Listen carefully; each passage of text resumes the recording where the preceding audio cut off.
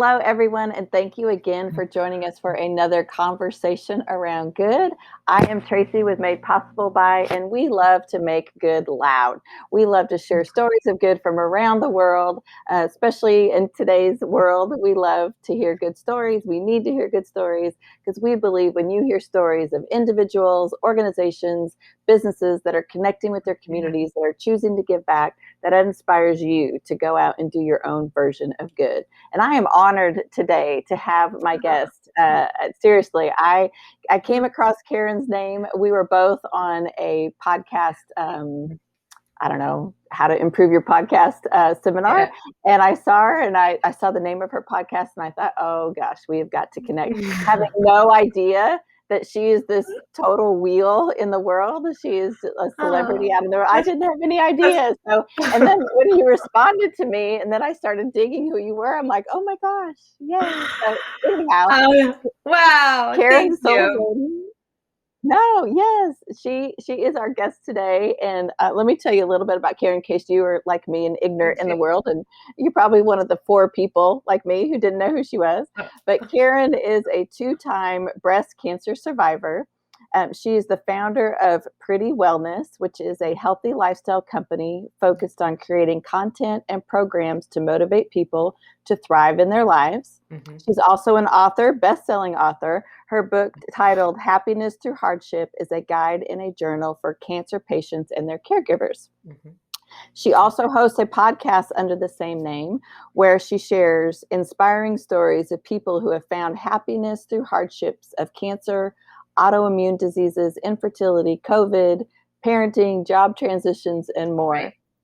Professionally, she spent 20 years working in the world of sports and entertainment, largely with Disney and ESPN. I'm sure there's some really good stories there. Also, the Minnesota Timberwolves. She's been a guest on the Dr. Oz show, Hallmark Channel's Home and Family, Wendy Williams show, and she's a regular contributor on WTNG TV. It's a lot. She's got a lot going on. Caryn lives in the Northeast with her husband and her 12-year-old son, who she just showed me this beautiful picture that he made for her of all the collage of pictures of him. You want to show it to us real quick? Sweet boy. Look at that. I'm telling you, when boys come up with that good stuff, we need to celebrate that. And she loves power walks on the beach, which I'm so jealous that you live by the beach. I'm a beach girl. Green juices and watching MLB TV with her family. I'm a baseball girl. So before we Who's your team? I'm from Colorado, so I'm a Rockies fan. Yes. But Nolan Arenado left. I know. My husband is lamenting. He's like, we're totally following. Did he go to the Yankees? Where did he go? No, he went to St. Louis. The Cardinals. Somebody else went to the Yankees that he loves too. And so DJ LeMahieu probably maybe a few years ago. And he's playing awesome for the Yankees. I know. So, he's been lamenting that for quite a while. Yes. So I just love baseball. I don't care who's playing, who it is. I love the Cubs too, just because we like to travel. One of my boys plays baseball. We like to hit different ballparks, and I had a blast when we went to see the Cubbies. So who knew that this was going to be a connection here as well? My son, he's 12, but he loves baseball. Same thing. We were, until COVID, we were trying to do a few stadiums when we could. My husband loves baseball. So it's been, and as you can tell, I know a lot about it now because it is the language of love in my family. So I've learned. Okay. So who's your team? The Yankees. The Yankees are our team. Okay. So, but I'll tell you a little known fact is I grew up in the Midwest. I am a Minnesota girl. Okay. And when I married my husband, he was kind of joking, but said, you can't be a Twins fan anymore. If you're going to marry me, you need to be a Yankees fan. So, whenever they play the Twins, I think my heart is a little bit still with Minnesota, but I understand. I guess I'm a fair weather fan to say that, but my husband and my son are hardcore Yankees fans. Yeah. But the truth, like you said, they love baseball. So it doesn't matter. Yeah. It doesn't matter. Yeah. If baseball's on, we're watching it. That's exactly right. Yeah. So the Yankees, the year that my son got completely into baseball, the Yankees won the World Series. And so 2009. Yes. So we we block out the World Series week every year. And so that's just what we do. We make no plans during that week. We just watch it. So anytime the Yankees are anywhere kind of close to us, we try to go and take it. We took them to the Rangers a couple of years ago to watch them play the Yankees. And so they're kind of that team that the rest of the world loves to hate, right? And I don't get that. I don't get that at all. When we went to the Cubby Stadium the week before, maybe 2 weeks before, we had just gone to St. Louis. And my son wore his St. Louis cap at the Cubby Stadium. And we had I had no idea. I had no idea. And these grown men were flipping his hat off of his head. This little 9-year-old boy walking through the stadium. And then we were down by the bullpen, and they were warming up, and the kids always throw up their glove, throw me a ball. And they looked at my son to throw in the ball, and they saw his St. Louis cap, and they were like, what's up with that? I was like, we were just there. They were like, okay. They still threw him the ball, but there's loyalties lie deep. There's loyalties, the rivalries are through and through. Where I live in Connecticut, and Connecticut is nice. Like, we're 2 hours from Boston, and we're wherever you live in Connecticut, an hour to 2 hours from New York. Yeah. And with traffic, you can be 10 hours. Yeah. So you've got tons of Red Sox fans here from that love Boston, and tons of New York fans. So the rivalry here is really strong. I bet. Right. So it's fun. This is so fun to chat with you and to kick off this wonderful interview. I love it. I want to go to see the Green Monster. My husband took my oldest son years ago, but I haven't got to go yet. So I want to hit the Boston Stadium. I think we went to do a tour when they weren't playing with my son. My son's been to Fenway, but he has not actually been to a game. I was working at ESPN when the Red Sox were in the World Series. So I did get extra tickets, which that doesn't always happen. Yeah. But they're always last minute. And I had to call my nephew, and he was young. He was probably like my son's age, about 11 or 12. And so I had 2 extra tickets. I was able to give my brother-in-law and him, and they met me up in Boston. And so that was pretty amazing. Again, things like that don't always happen, but when they do, they're last minute. And it was a memorable experience, even though I was there in Boston. Yes, even though you were at the rival. As a Yankees fan. Yeah, right? As a Yankees fan, that's like, you don't. Right. Yeah, that's very, very deep loyalty between those two teams right there, for sure. For sure. Yes. Okay, so tell us something. I just told us a whole bunch of things about you. Tell us something unique about you, and something that made you smile or brought you joy this week. Oh, I love that question. So unique about me, I mean, we all have our stories, right? Everybody is unique in their own way. I love to share that I'm the girl who's been wishing on pennies since I was a kid. And the funny thing is it was never that I wish for this. It was always, I just want to be happy. I just want to be happy. And it wasn't like I wasn't happy. I was happy. I was happy. I was a kid. And so to this day, I'm still like that. When it turns 11/11, my son will text me like, it's 11/11, Mom, we'll make a wish. I see a penny, I wish on it. I've always been somebody that has found little things in life make me smile. Now, as I've evolved and I, embarked on my entrepreneurial journey and started doing all this research, and then experienced it with my own storied health history, I now know that those little things can fuel people, shift their energy, and help make, ignite a better day, perhaps, or help heal. And so it's funny that it really all started when I was little, and I just wanted to be happy. It's a choice, though, right? I mean, sometimes I do believe that. Yeah, absolutely. You have to say, I'm going to choose in this moment to. Yes. Yeah, I do believe that. I've been reading this book on brain science, and it's talking about how 3 times a day. Well, first you need to write down these moments in your life that brought you joy, and just make a whole list of them. And then 3 times a day, stop and spend up to, if you can, 5 minutes focusing on that story. How did that make you feel? What was the emotions in that moment? And it just helps raise your daily joy level in life. And so and then when hard things come, you're already up here, right? You're not there.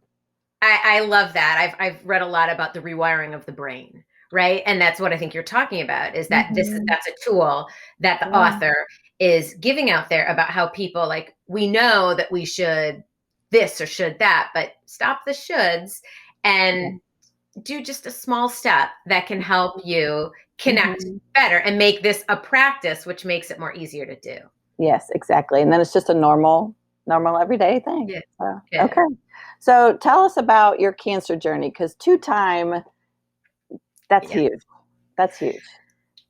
So my cancer journey started 3 months after my husband and I got married. It was 2004. We felt a lump. And so I always went to the doctor. The doctor always told me I was okay. And that's what I thought I was doing. But lo and behold, we found a lump and found out it was stage 2A breast cancer. So I was 31. While it came out of left field, I'm a good patient. I always have been. I followed the rules. I did what they told me to do. This is 2004. So while we all had the internet and email, we weren't as connected as we are, like with our phones, right? So when they told me not to go to the internet, I would see things I didn't want to see. I didn't do that. I followed everything they told me to do. And the beautiful thing is I was a good patient. I had 16 weeks of chemotherapy. I had a bilateral mastectomy, for those that know the cancer surgeries. And I ended up getting reconstruction as well. So the whole process, I think my life felt a little bit more normal after about a year. Although though it probably took a few years till all the surgeries were done, I jumped right back into my old life, which was one that I loved. I loved my jobs. I worked largely in sports entertainment and media, and that was fun for me. It gave me this sense of confidence, like I can do anything. I beat cancer. I can do whatever it might be. So the other part of the story that's really beautiful is that a lot of times when people are young and they have chemotherapy, they aren't able to get pregnant. Mm. And I was a statistical success story for the hospital that I went to.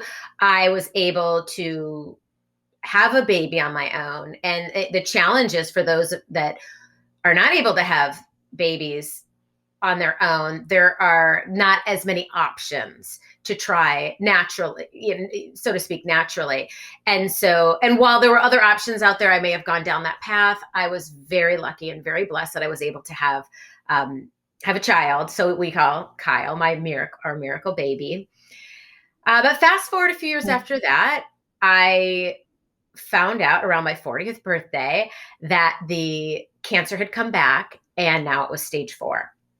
And while now looking at it, there is a 30% chance if you have early stage breast cancer that you will get a reoccurrence and it will metastasize. However, I didn't know that.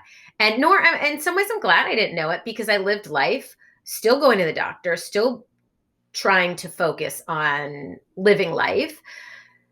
But it came back, and it came back stage 4. And at the time, all I knew was that people with stage 4 died, and they died quickly. And so here I am, the mother of a 5-year-old. It was truly the day I found out, and sometimes I'll go into detail when I do motivational speaking, or in the book, in the podcast, whatever it might be, I will share the worst day of my life. And that was the day I was diagnosed with stage 4. However, because I told you the way I grew up, I was always somebody that just fueled myself with positivity. I found that even with the stage 4, and even the first time around, I call it this mourning without care. You spend a few days after something horrible happens, and you need to mourn without, you need to know it is okay not to be okay.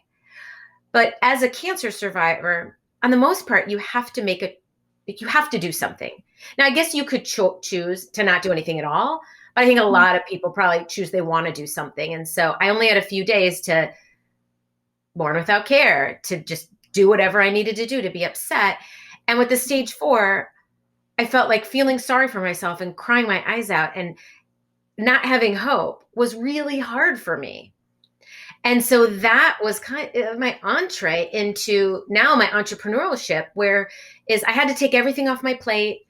My doctors, my husband, I was in grad school at the time, were like, no work, no not that I probably could have made it happen, but my husband and I had a real heart to heart where it's like I had been a workaholic and I had been very much somebody who loved what I did, loved my grad school program. I was going to try and be a superstar in whatever I was doing. And now I needed to be a superstar in my cancer life. And so I jumped in. Not just the treatments, but doing all the research. Who was thriving with breast cancer or any cancer, and what were they doing to be well? And so that was where I started to learn a lot about the research beyond wellness and how we can take care of ourselves. And that's how Pretty Wellness was born, because I had all this information and I wanted to share it with the world, and not just the cancer world, because I mean, that's important, very important. But I will also say, for some people going through such turmoil with cancer and treatments, they may not want to take the path I did, and that's okay. But to know it's there. But I was also doing this for the people like me that were working in a corporate career or in grad school, or just a busy mom that just didn't have time to take care of themselves, to show them how taking small steps could really help them not only like feel better, but also look better, have more energy to do all the tests that they wanted to do. So it really has become a passion of mine to share this message, as well as that of positivity and resilient, with as many people as I can. Mm-hmm. Well, I so appreciate someone who's gone through something like you have, and to have a positive attitude about it. I did a podcast a couple weeks ago with an organization called Cabot Kids, and they do camps for terminally ill or chronically ill kids. And they just shared story after story of kids who chose not to play the victim, right? Chose to go out there. Yes, kids, these little kids who would still just not focus on me. Like there's one camp, there's a cancer patient watching a dialysis child go through dialysis and be like, oh, wow, there are worse things, and there's debate on who, what situation is worse, but just the fact that they're not, I'm the worst, this is so awful. Anybody who can have an other-centered perspective is inspiring. So thank you for choosing that route. Thank you. It just felt right. Well, yeah, for sure. It feels way better to, stay on the positive side, right? They both take work, right? You can choose to stay down and depressed, or you can choose to look at the bright side, but they're both our choice, and they both take work. Right. I want to take a quick second to thank our sponsor, Strategic Hype, and I'm going to read her words because she is a wording genius. That's what she does.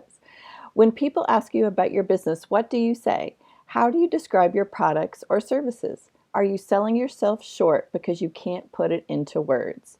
You're good at what you do, but it's not always easy to communicate how you're great at your work with simplicity. But now you have help. My friend Andrea at Strategic Hype will help you clarify your mission and communicate your value with a hype kit. This process will help you cut through the noise and share the best of what you do. Made possible by recently brought Andrea on to create a hype kit for us, and based on what we've seen her do with other businesses, large or small, nonprofits, churches, I can't wait to see the end result.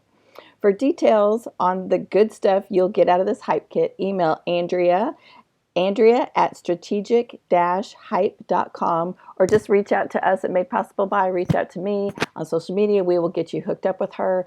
Andrea is amazing. She is a wording genius. So again, thank you, Strategic Hype, for being the conversation around good sponsor.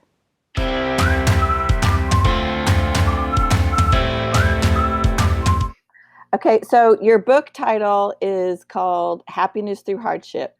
Yes. So tell me, and you talked about it a little bit, about how that came out.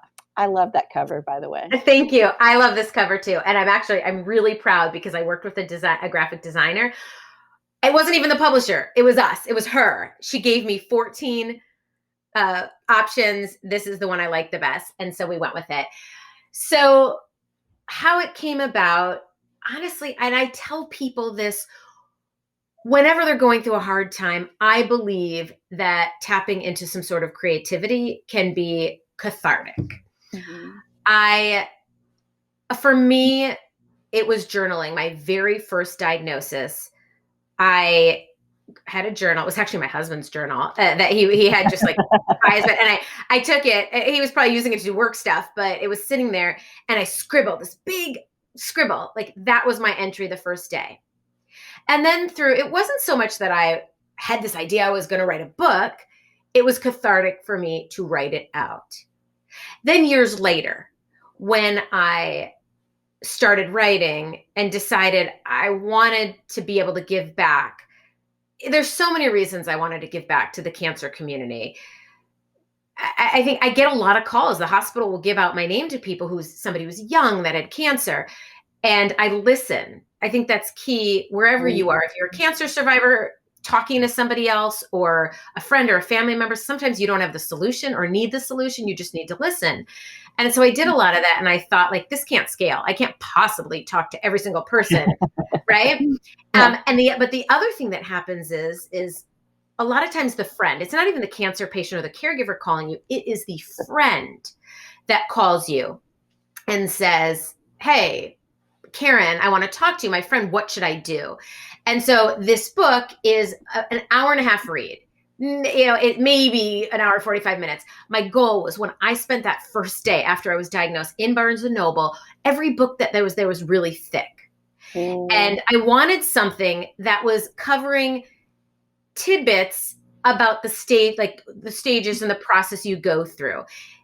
Yes, I frame it up with a story that came from my experience, but then I go into resources and tips for people.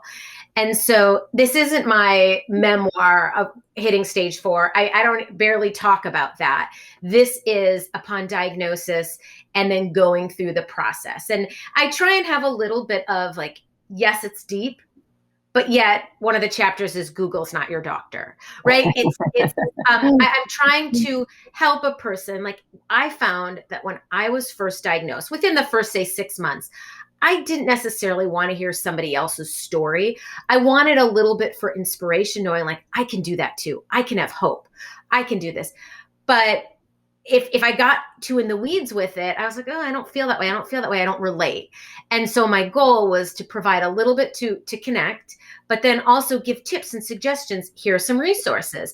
And then the second half of the book is there's journal pages. And there's note taking, because how many times do you go, you want to have questions that you might ask a doctor, and you print them off the internet or you have them on your phone and you can't find it. And so it's in the book. And then there's a note taking and journal part. So again, to me, this was the gift that can keep on giving.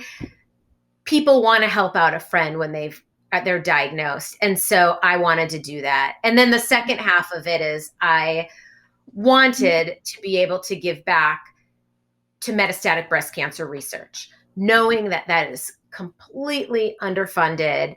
There's so many research organizations out there that are wonderful.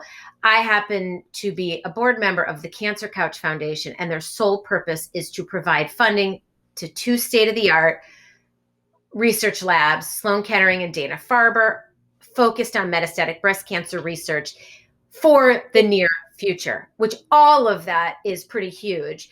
And they also there's an anonymous donor that will match whatever I might give. So for every book that's sold, half will go back to the cause.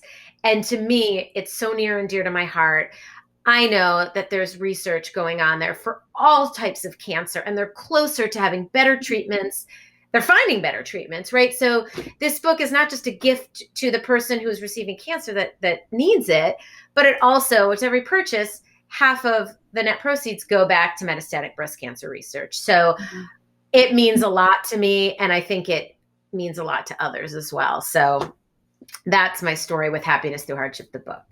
So I love that you made it a short read, because, right, it can be intimidating, and not everybody's a reader, right? I mean, not everybody enjoys that at all. And that you made it not just for the person who's the patient. Well, and I think that is important, because my husband was touched by cancer. And I will tell you, he came home from work a few years after my initial diagnosis.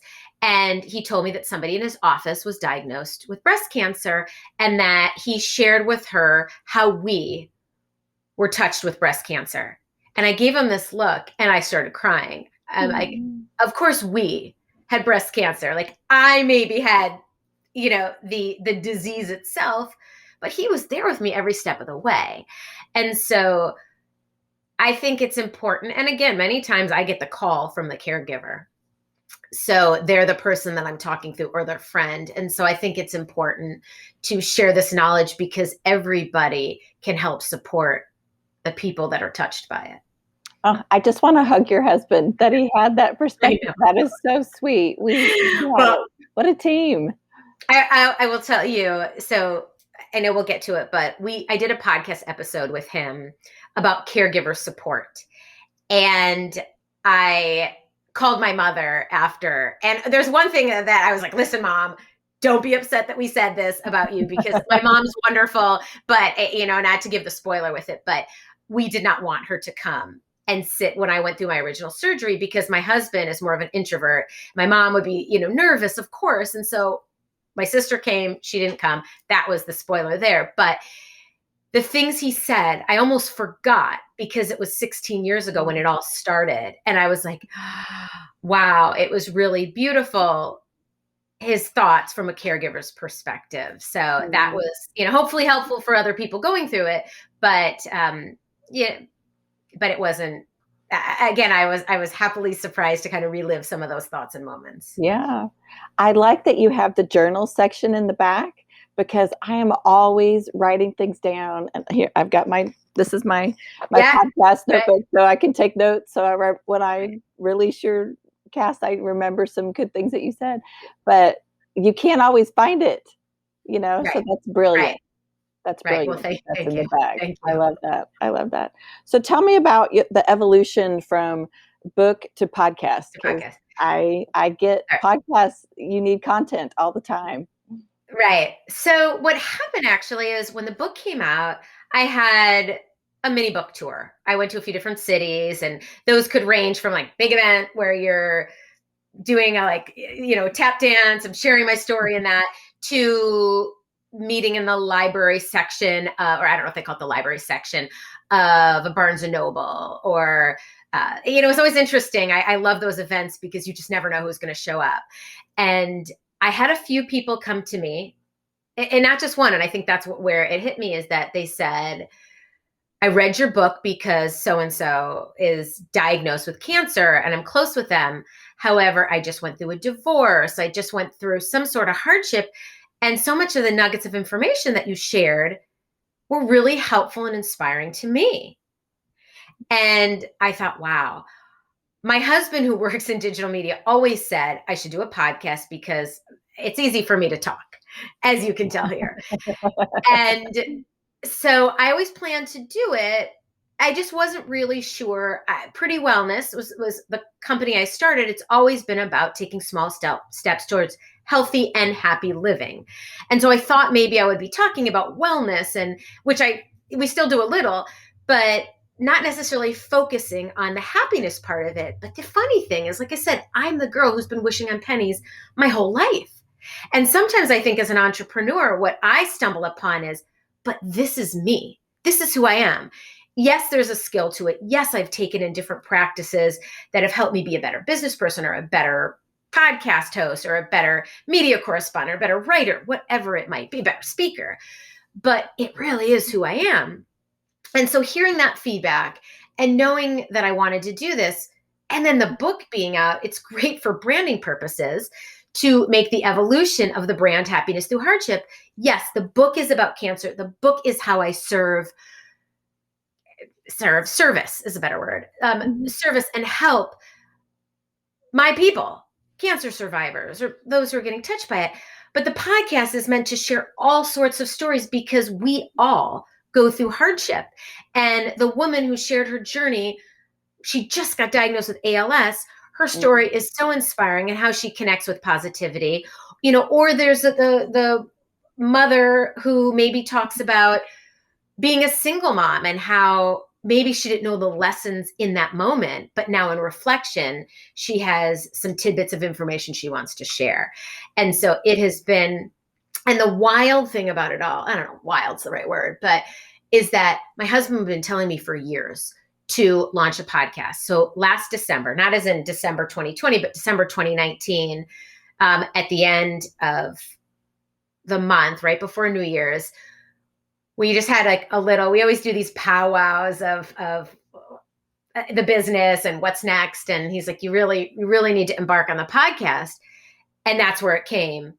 All right. So Happiness Through Hardship is the next evolution, is going to be about sharing inspirational stories, whatever background.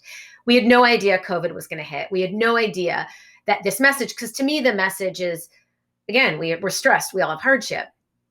And so when COVID hit, it was like, wow. At first, I changed the launch date. It was supposed to be April 2nd because that was Pretty Wellness's 6th birthday. Mm. And I was like, perfect next evolution. But it felt like we were so in the midst of all the newness of COVID. Mm-hmm. But then the end of May, it really felt like people were starting to better understand, figuring out what those words we use, the pivot, the new normal. And so that's when we launched it officially. And I haven't taken a break. I took 1 week off for the holidays, with some things going on in the world. I think, my heart like took a break to showcase other voices at different points, because I felt like the world maybe needed that. It's a heartfelt business. And so I think my corporate career was definitely a recipe for success. Being an entrepreneur, there's a different recipe, at least for me. And so we're on our, at the date of this recording, we're on our 37th release or drop, we'll say. Yeah. And I'm doing it every week. And I'm trying to think to myself, like, as a person, I need to figure out some times for a break. But as you know, especially this topic we talk about, mm-hmm. It is fun and inspiring for me. I do the research on the people and I hear their stories, like you get that. But then to talk to them, I feel like I get something out of it. Absolutely. Absolutely. No. And, we're in the same alley. We like to tell good stories. So that's great.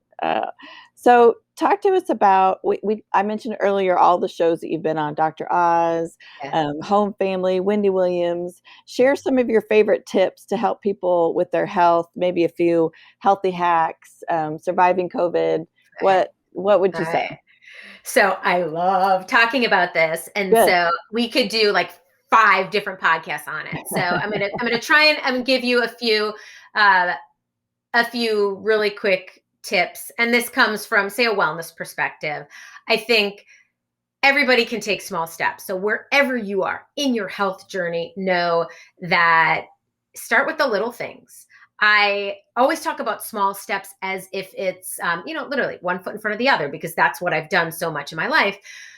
However, I actually created an acronym for the small, and the A in the small is about adding things to your life first. And so what I want to tell people is that when you're looking to make these healthy changes, whatever they might be, if it's clean eating, if it's adding mindfulness to your life, if it's stepping up your workouts, whatever that might be, add to your life first. Don't strip the things away, because then it's going to stress you out and it may not last for the long haul. The other thing, the M, I'm doing it a little backwards, and I won't necessarily go through it. People, they can come and they can find out more information if they're interested. But the M is being mindful of your schedule. And because when you're looking to take small steps, you got to know what's going on in your life to be able to fit it in, right? And know if you're a parent, this might change on the weekends versus the week. Or hey, if you're a person that works, or just wherever it might be, you're a person living in life, your weeks and weekends might be different. And so be mindful of your schedule and making those changes. In terms of like the little tips that I think when I talk about adding to your life, I love to tell people, if you want to feel better, when I made all my changes after my stage 4 diagnosis, when I started to eat clean, when I started to eat more fruits and vegetables, add them to your meal, wholesome, raw, cooked, however you want it, I felt differently. When I started hydrating more and not not the pretty beverages, like not your diet drinks for sure, not your, even I like drinking herbal teas. I like drinking teas, but drinking like solid water, not even so much seltzer, although you can, it still helps with the hydration, but you can get bloating from some of the other drinks. And if you want to feel optimal, flush your system with tons of water. I will tell people, if nothing else, start your day out with a warm water and lemon. Mm-hmm. It helps. The lemon helps detoxify. Is it? Warm water and lemon. It is. It's Yes, great. It helps detoxify your system. It does. It gives you a bit of energy or vitamin C, which is helpful. So I think adding fruits and vegetables, hydrating more, and I say when it comes to healthy hacks, what are simple things that you can do that can add some of these to your life? I will say my two favorite ones are, one, I've got this smoothie healthy hack. And what that is create smoothies in bulk. I do believe that when it comes to a juice, and that's different, juicing versus smoothies, but juicing, drinking it right away, tastes the best, as is most nutrient dense. Although 2 days later, there's still tons of nutrients, just not as tight. Smoothies can do fine when you put them in the fridge or put them in the freezer. And so make smoothies in bulk, put it in the fridge, take other ones, put them in the freezer. And then in the morning, pull it out at 6, 7, 8 in the morning. And by 2 o'clock, you're going to have a smoothie that's ready to eat. Or if there's still a few icicles in it, I call it smoothie ice cream. That's how I got my son originally to have a smoothie ice cream. But when you say smoothie, though, you're not talking ice cream and chocolate syrup. You're talking fruit. No. Yeah. I'm talking fruits, vegetables. I love smoothies. I have some great ones that I share on prettywellness.com, or I have this digital cookbook that's smoothies and snacks of